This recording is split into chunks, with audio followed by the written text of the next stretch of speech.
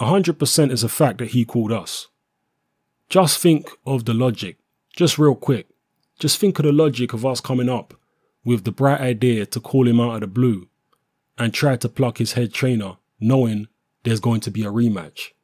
But just pause on that topic for 1 second. He incriminated himself by saying, if they would have took my offer, I might have been over there. What does that say about him and his team and what's going on? That says it all. Without going too deep into, because I'm going to let my team put it out the way they want to put it out. There is too much of a trail. It's called damage control. My attorney has a relationship with John David. They have several fighters that they work with together. Before the fight, they didn't talk that much. After the fight, he started reaching out and complaining about how he was being treated. He was complaining about the Russian coach. He was complaining that as they were walking to the ring, he was told that he couldn't talk beyond a certain point in the fight, and I think everybody saw that. He was complaining that he couldn't understand what the other guy was saying. He didn't understand the instructions that were being given to Kovalev, and he said that Kovalev is just nasty with him. And how would I know that? He talked about how he would have loved to join our team because he said that we were good people. He came out with some outrageous demand money-wise. My team was like, we're doing you a favor bringing you in. I respect John David. He's a former fighter.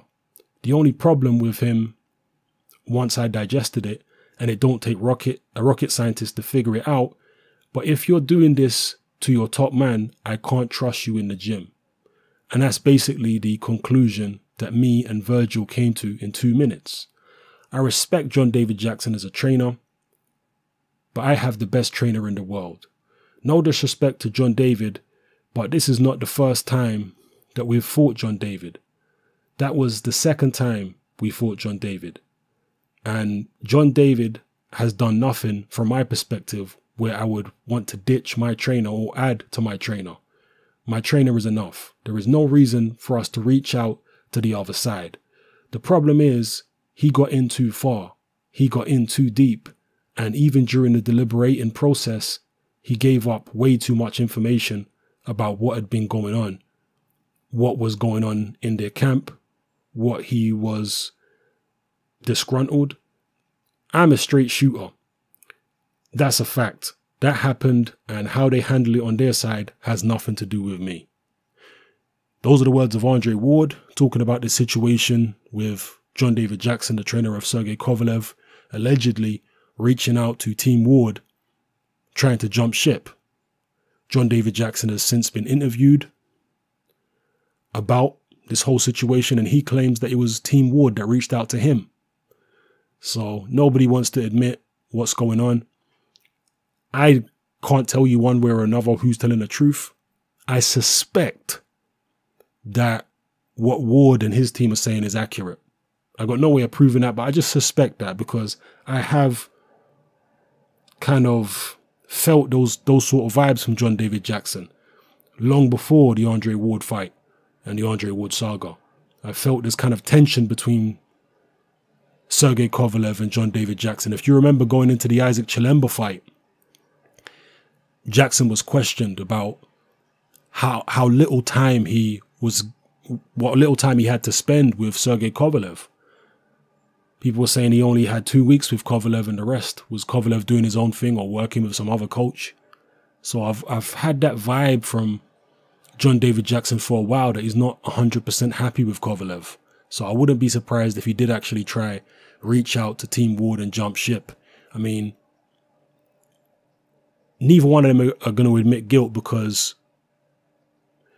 Ward's people, some of Ward's people and John David Jackson conversate all the time.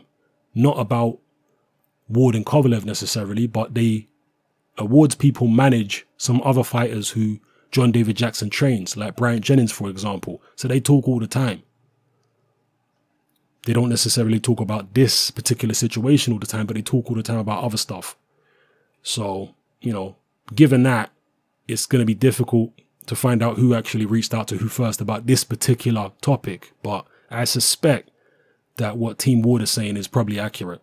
You know, that's just my perspective as an outsider looking in, judging on how I've perceived John David Jackson's relationship to be with Sergey Kovalev over the past year or so. I think there is some strain there. And I do think that Kovalev is, as his former trainer Abel Sanchez said, very headstrong. He's one of those fighters who's his own man, really. He runs his corner. He runs the show, really, Kovalev. That's the impression I get. He's not somebody that likes any type of trainer to come in and be telling him what to do. He likes to do his own thing and make his own mind up. That's the impression I get of Kovalev. That's why Abel Sanchez said nobody can really train Kovalev. You know, he's not a guy who's into taking orders. So, yeah, anyway, let me know what you think of the story in the comment section below. It's Hatman, I'm out.